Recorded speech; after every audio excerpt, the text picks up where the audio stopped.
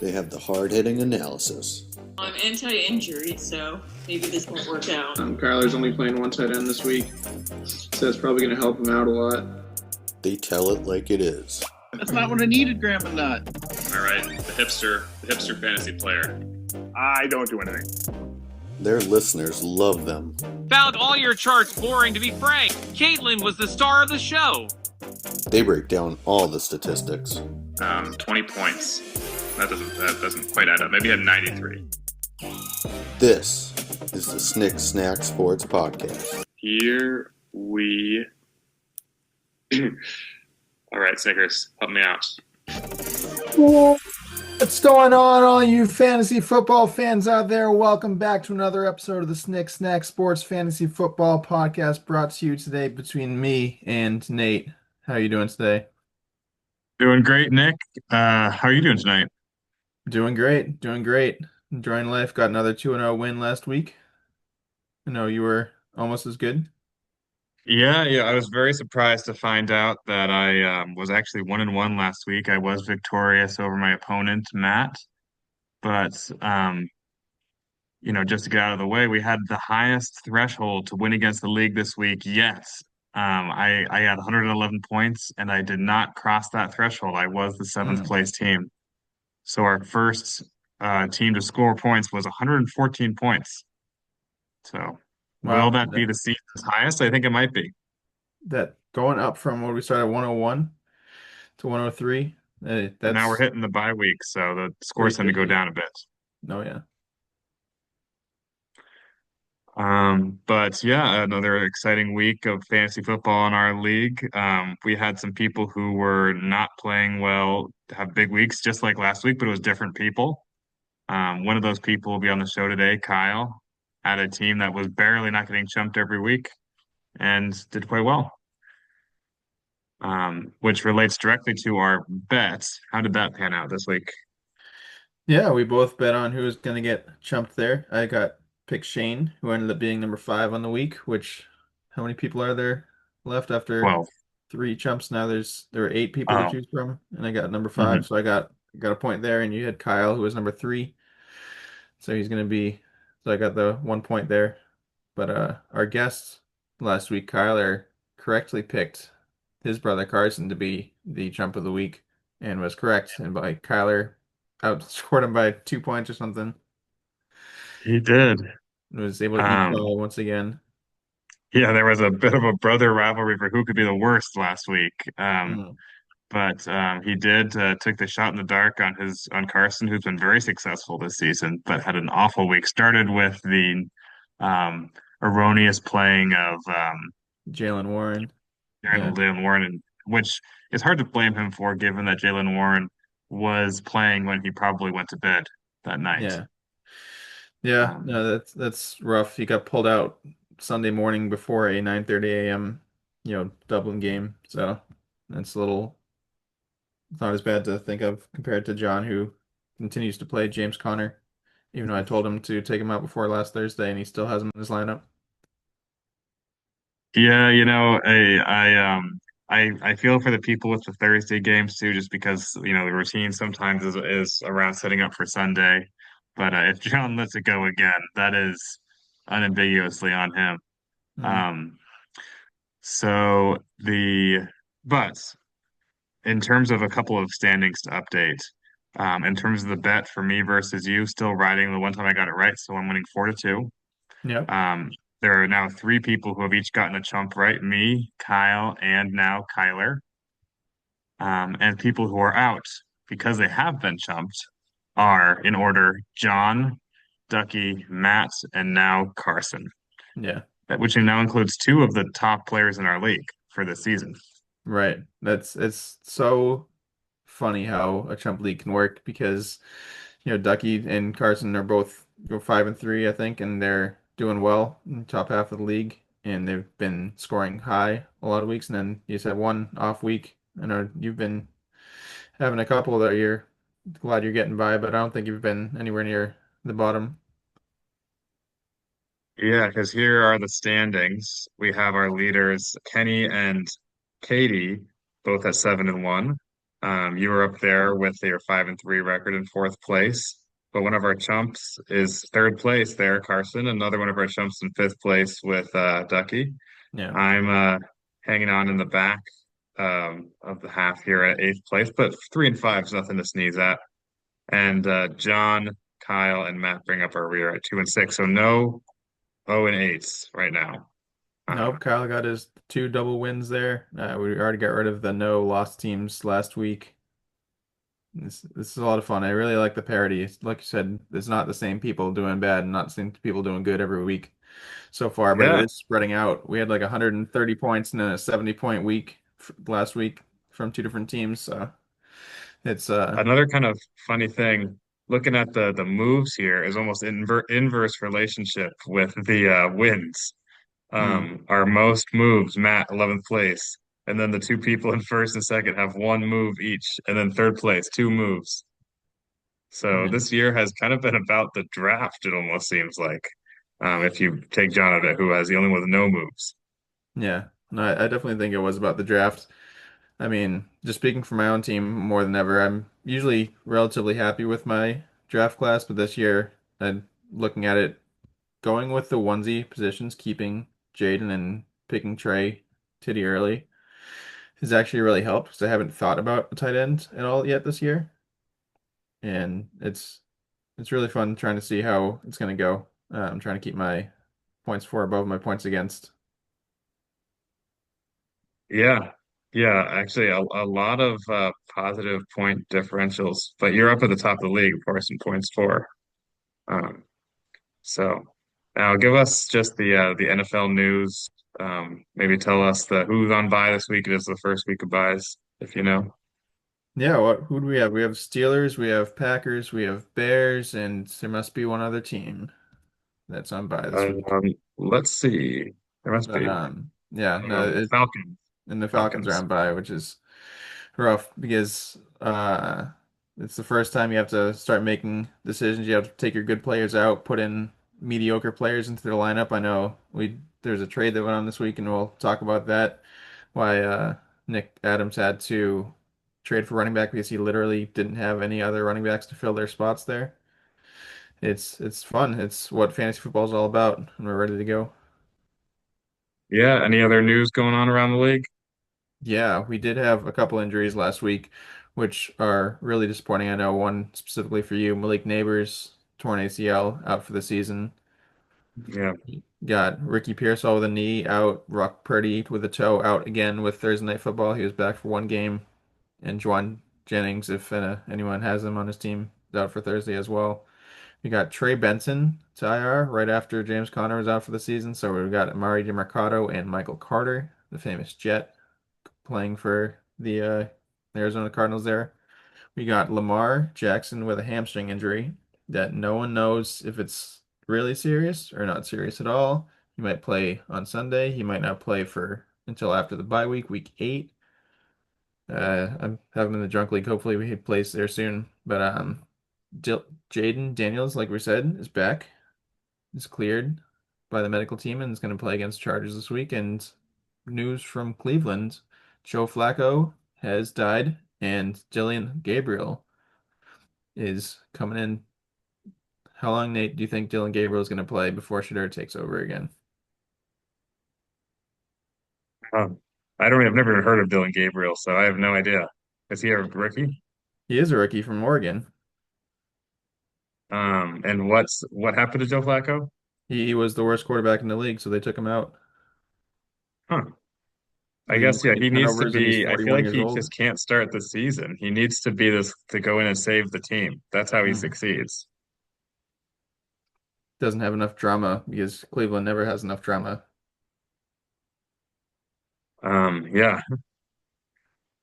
but yeah. So some really tough breaks this week for a number of players, my team included. Um, but um, yeah. Now let's take a quick look at what happened last week, and we'll have Kyle join us to to to examine that. All right, welcome, Kyle. How you doing?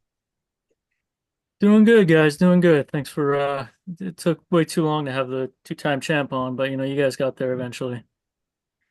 Yeah, we just had more important guests to keep letting in, but we ran out of VIPs, and here you are. But I see you brought your friends on the show as well. Yeah, 2 weeks ago it was a mysterious pipe burst, and last week I get bumped for another guest. So yeah, been a lot of disrespect thrown my way here. I think the FCC might be a little busy right now, but they might need to investigate the show. I think it's behind your declining ratings, I will say. So I think our ratings maybe are actually up from last yeah. season, but I appreciate the effort there to pull back the curtain a little bit. I invited Kyle on when he was 0 and 4, and he said, "You really want my bad team on?" So now we got the two-time defending champion with the two-win team on, and we're happy to have you, Kyle. Yeah, we I did. We were appreciate just waiting that. for you to actually get some wins. Yeah, we're And happy. You also did very well last week. did very well. I did bet for you to lose. You got third place. Um, Also, you can see right behind my head that there is still evidence of the burst pipe. So, um, Oh, not who's making Nate? that up. Oh, did All we right. lose you for a second Thought there, helped for Kyle? about half of that for me, but I heard something about a pipe and team having a good week. So yeah, no, finally put it together and looking forward to keeping it rolling. Oh yeah. Nice. Well, so let's take a look back at what worked for your team last That'll week, be fun Kyle. on the playback for you guys. Yeah, yeah. Um, so here was your matchup versus Kyler. And what was the key to your success here? Well, lo and behold, the first two-round picks finally showed up. I get Josh Jacobs in the second round. He puts up 30 points. And took Drake London in the first round. He puts up 24. So, yeah, go figure. Your two players you draft to be pillars of your team haven't been pillars of my team. But they finally decided to show up, and they did so well. To give them a vacation this week. Mm. Yeah. Yeah, and you got a little help from the Kyler's team, who I has only rostered is only currently rostering two running backs, one of whom is Ramondre Stevenson, who has scored less than 5 points now twice in a row. Yeah, I think Ramondre has more fumbles on the season than Kyler does running backs on his team, but maybe that's maybe that's something he'll change in the coming weeks. But I'm sure he has a better record than me. So who am I to judge? Well, he does have a slightly better record than you, but you have the opportunity to catch him this week. Um, Now, looking ahead to next week, um, I think the first question that I have, Kyle, is who will be chumped? Who will be Chump? Wow, what a great question, man. You're chock full of them. Well, I think who got Chump last week? I know it was the It sort of was the Carson relay Carson. last week. battle.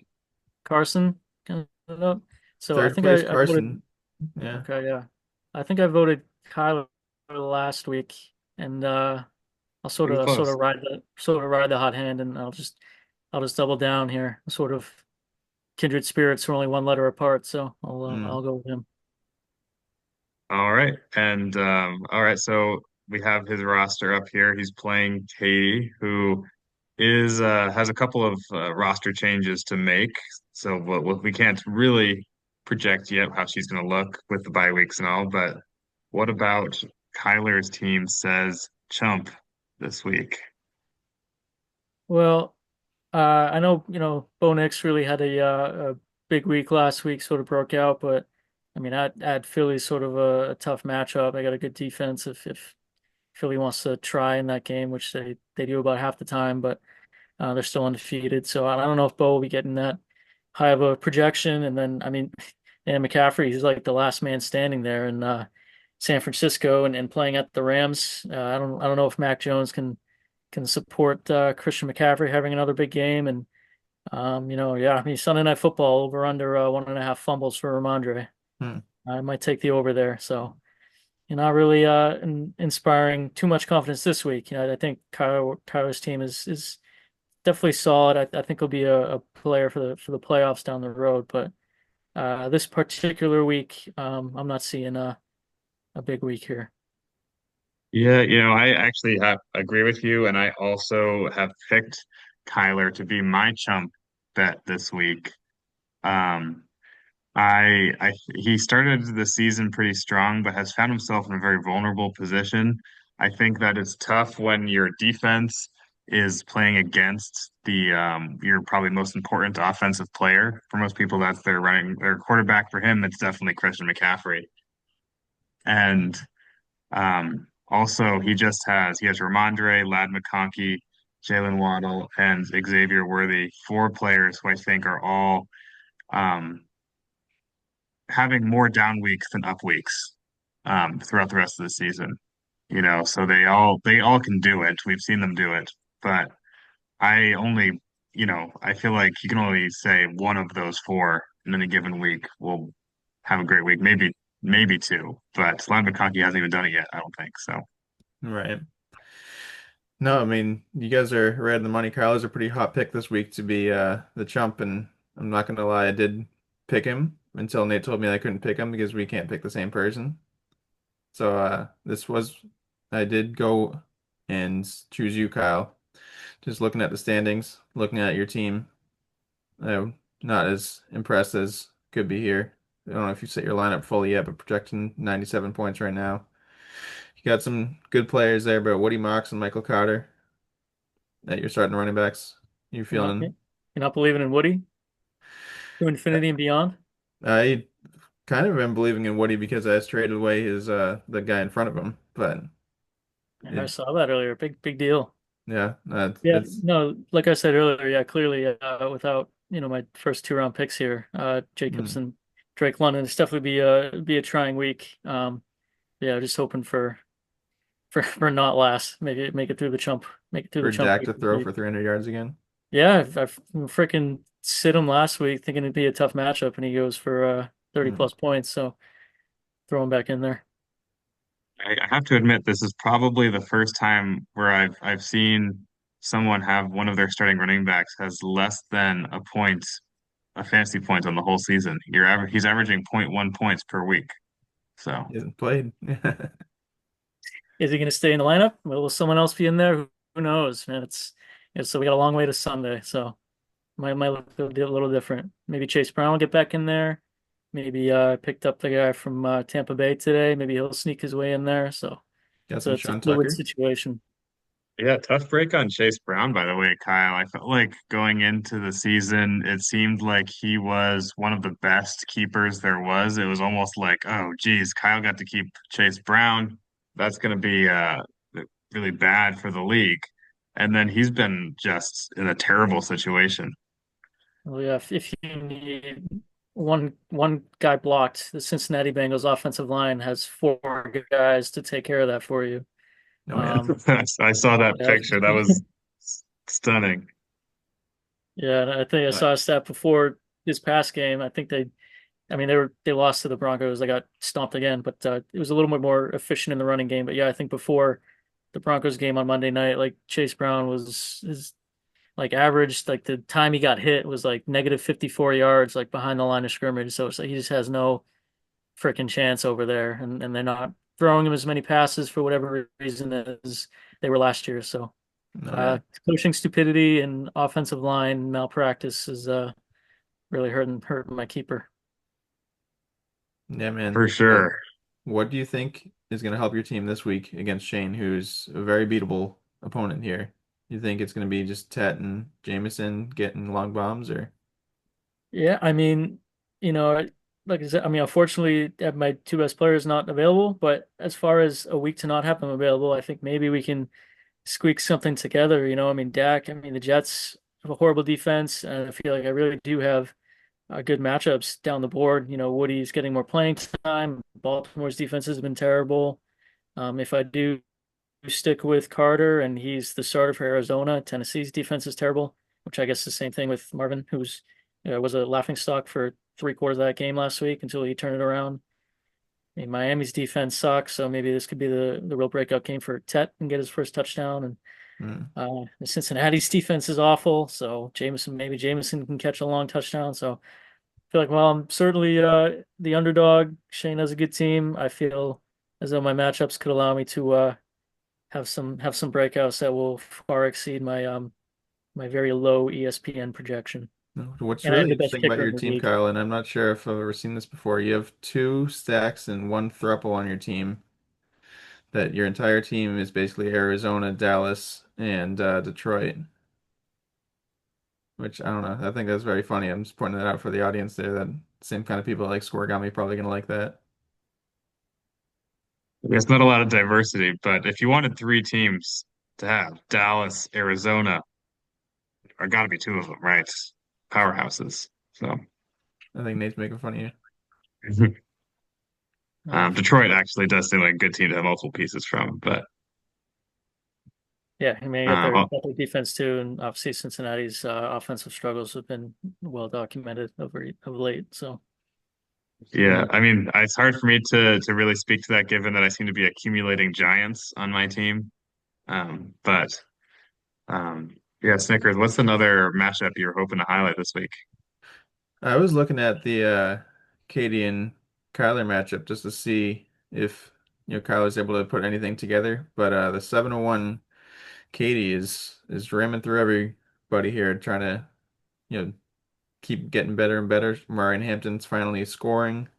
You got Debo Samuel looking good in Washington, no matter who the quarterback is.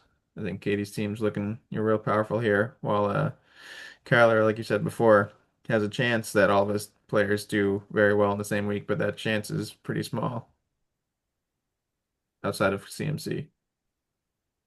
Yeah, yeah. Since obviously we've discussed him a lot as kind of we all believe that he is in a position to be considered for the chump again after last week.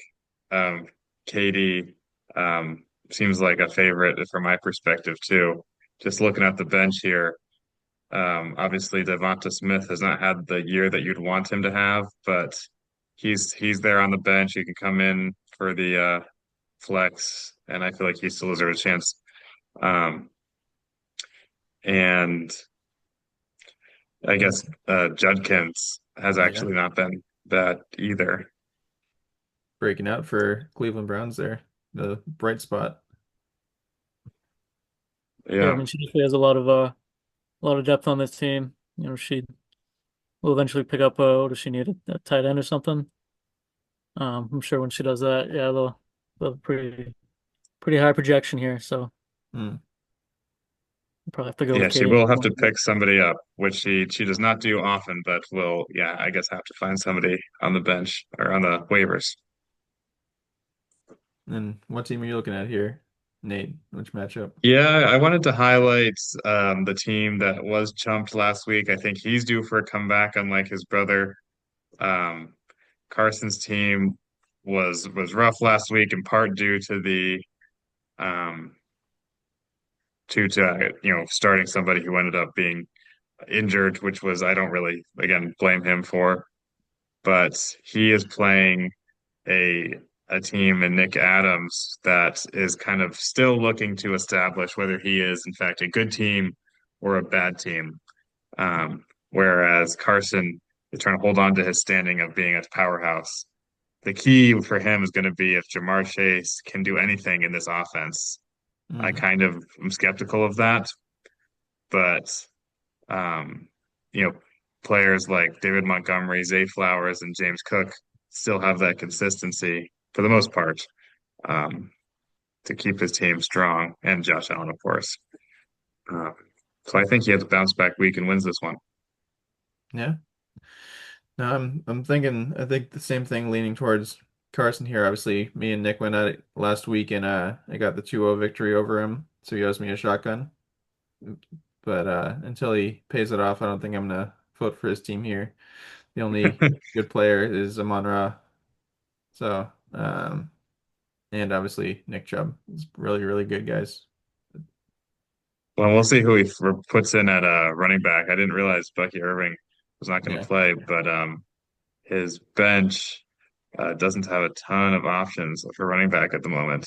No, he'll be able to put Chubb in for Sunday, but yeah, no, Carson I think is like you said, ready for a bounce back. He's the number one quarterback, number one running back, and ready to go.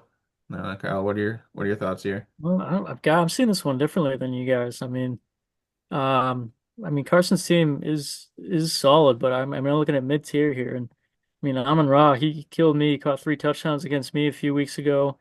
Garrett Wilson is like the only thing they got there in New York as far as pass catchers go, and they're playing Dallas, who's letting up 500 yards a game. So I think the elite star power here is with mid tier. I think Herbert and the Chargers might be in for a bounce back week at home against Washington.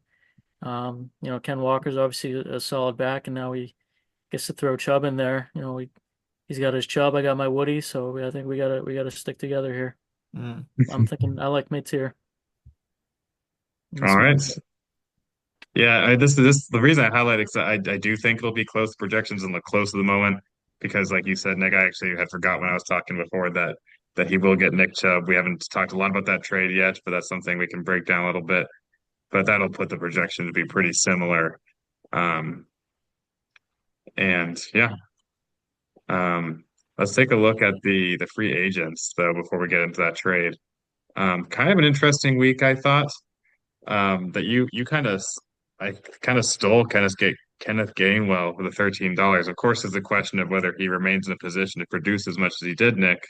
But your Mhm. 13 says you think he might. Obviously, he scored 29 points last week. Is not going to do that every week, but I kind of picked him up just as a backup option, just in case Jalen's injury keeps going, throughout the rest of the year. I'm not going to put him in right away, but I just wanted to make sure I got him. And I think me and Tucky are both putting in, well, let's put in $10. Someone's going to put in five, someone's put in one, and no one bets on anyone. So it's a pretty interesting waiver wire week by week here. Yeah, I feel like I still look at it pretty closely every week and just didn't think that those two running backs were going to be worth my money. And I make the mistake on a lot of these guys thinking, oh, everyone's going to go after them. They show something this week, and I don't think they're the right fit for my team. But then maybe everyone thought some version of that and Mhm. come away with this. I know that all three of us had watched the games with Ducky, who picked up Kendre Miller, and I could tell that he was taken aback by how active Kendre was. Yeah. You know, so I'm not surprised at all to see him put in that claim. Especially if he's got Kamara as well, so get a little insurance there if he goes down or if he Hmm. gets traded or something, And to a Kamara contender. was getting lit up in the game on Sunday. Yeah. Yeah, so definitely a safe bet to get the backup there on the team. Yeah, and then I grabbed Malik Washington, and actually I don't think it made our news segment Snickers, but isn't Tyreek Hill out for the season too? Tyreek Hill snapped his knee. Is out for the season. It looked. I didn't actually watch the video, but I saw a screenshot of his leg looking Oh, like this, and it it was was not gross. Yeah, great. it was gross. But Are he's we all I did. smiles at the hospital right now. are we finding out, Nate? Do you have a thing from a leaks? You lose one, you have to have one more on your team. Oh Yeah. yeah, no, I was out there Malik hunting, and the other Malik, the um the one that isn't there a quarterback named Malik who's a backup? The guy who Sure. was I Maybe. anyways, he's if he's out there, Yeah. I will Malik find him and Willis pick him. in Malik Green Willis, Bay. thank you. Oh Green yeah, Bay yeah, now? yeah. Yeah, I think he's Yeah, in Green Bay. last year he was. He started a couple games.